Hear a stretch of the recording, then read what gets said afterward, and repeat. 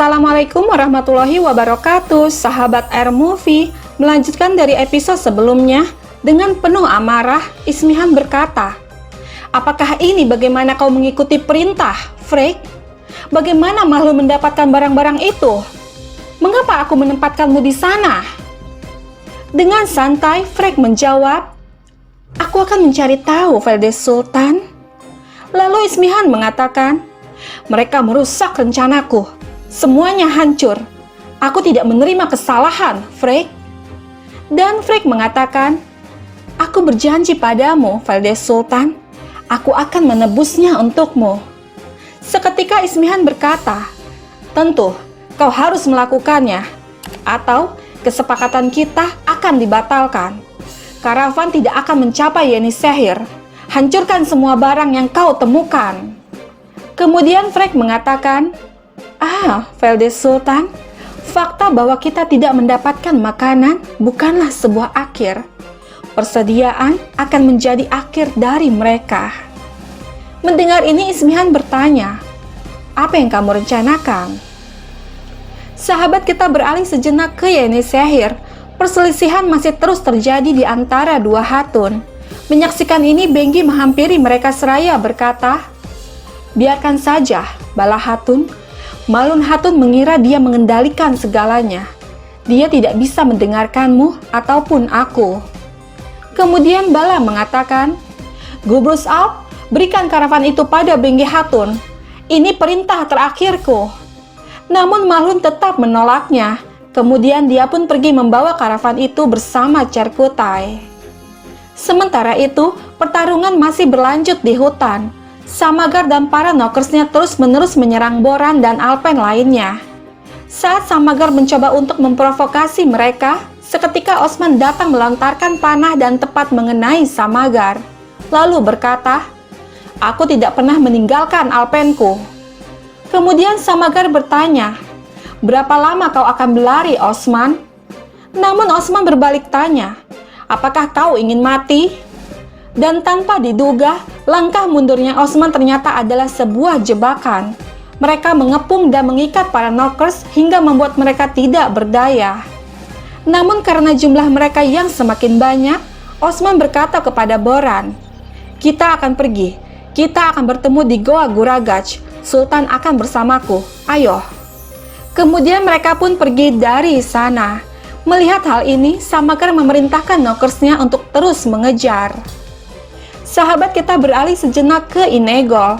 Di hadapan Syekh Debali, Turgut berkata, "Veldes Sultan membuatku duduk di meja yang sama dengan Olof. Karena itulah, aku ingin pergi dengan cara yang berbeda, Syehim. Tetapi, hal tentang Osman berbeda. Lukanya ada di hatiku. Itulah yang membuat aku berjalan di jalan yang berbeda." Lalu Syekh Debali mengatakan, "Muslim tidak bisa berjalan sendiri, Turgut Bey." Namun Turgut mengatakan, "Sebelum semuanya, mereka bersatu di bawah sanjak Rasulullah." Dan Syekh Debali berkata, "Orang yang jatuh ke dalam kecerobohan dan terlempar ke jalan yang terpisah juga akan tersesat." Di zaman keemasan, salah seorang munafik mencoba menyebabkan fitnah antara Anshar dan Muhajir.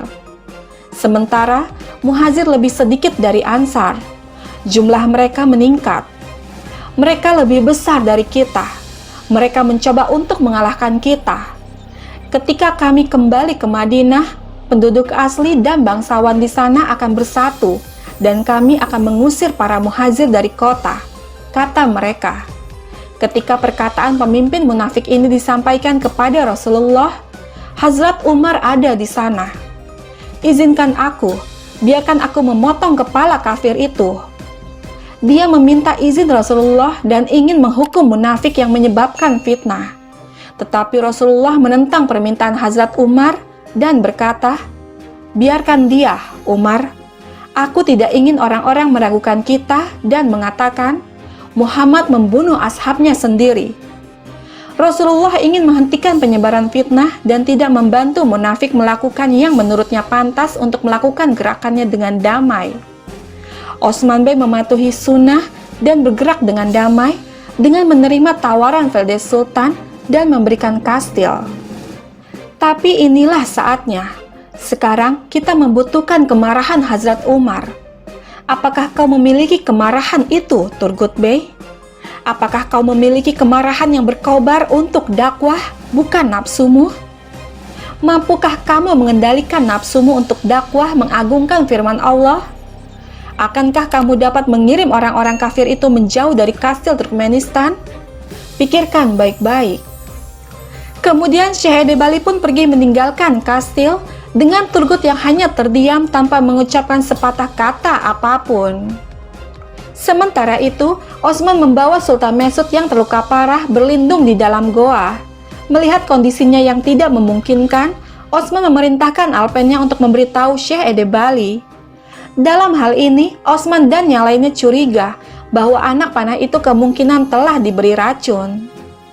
Beralih ke Sogut, setelah mengetahui berita bahwa Osman melarikan Sultan Mesud dari penangkaran, membuat Ismihan sangat kesal.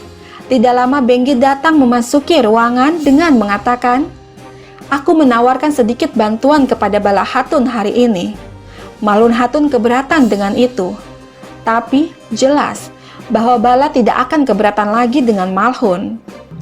Mendengar ini Ismihan mengatakan, "Kamu adalah wanita yang cerdas.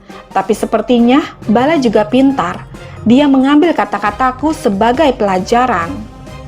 Dan Benggi mengatakan, "Ya, sekarang dia datang ke penginapan Darwis untuk menemui ayahnya. Aku ingin memberimu kabar baik sebelum dia. Dan tidak hanya itu, Yang Mulia Veldes Sultan. Sekarang kami mendengar apapun yang mereka bicarakan di rumah Osman. Asisten Al-Cicek, Esma, sekarang dia ada di rumah Yeni Sehir." Mendengar ini Ismihan mengatakan, "Bagus, sangat bagus. Beritahu Esma untuk menunggu panggilanku."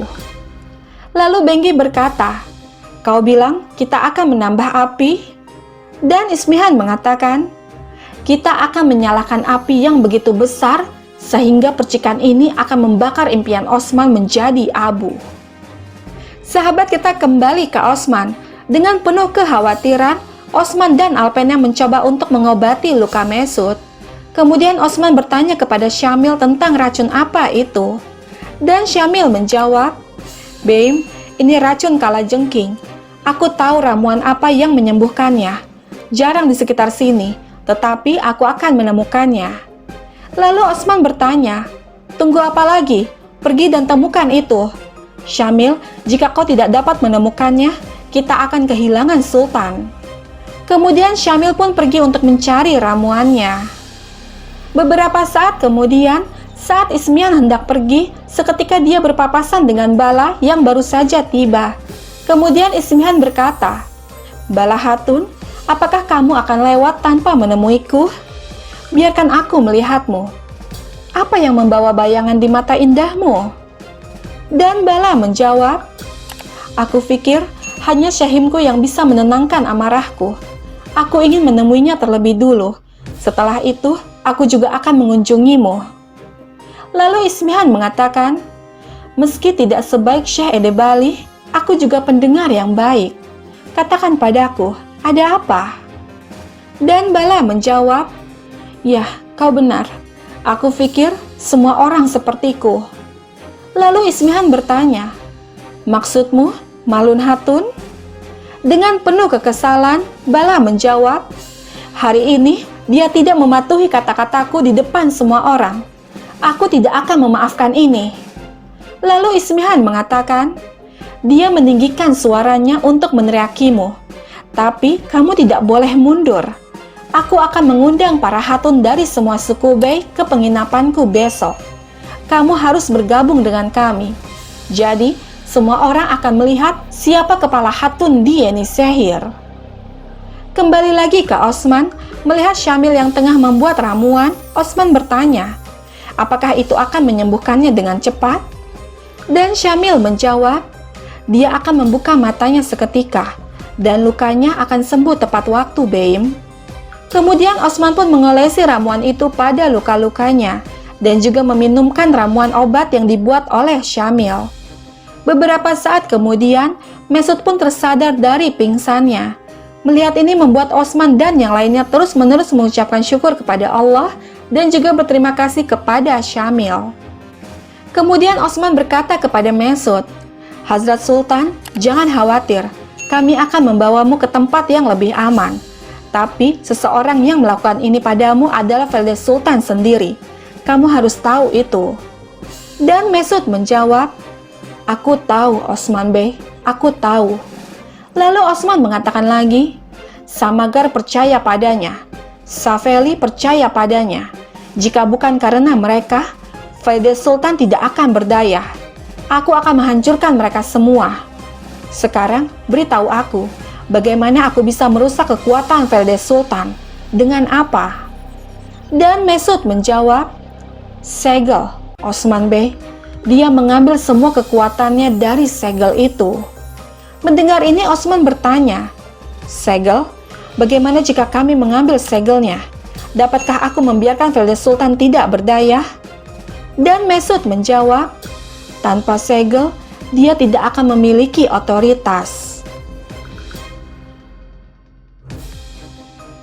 Sahabat, bergabunglah terus bersama kami untuk mengetahui kisah selanjutnya.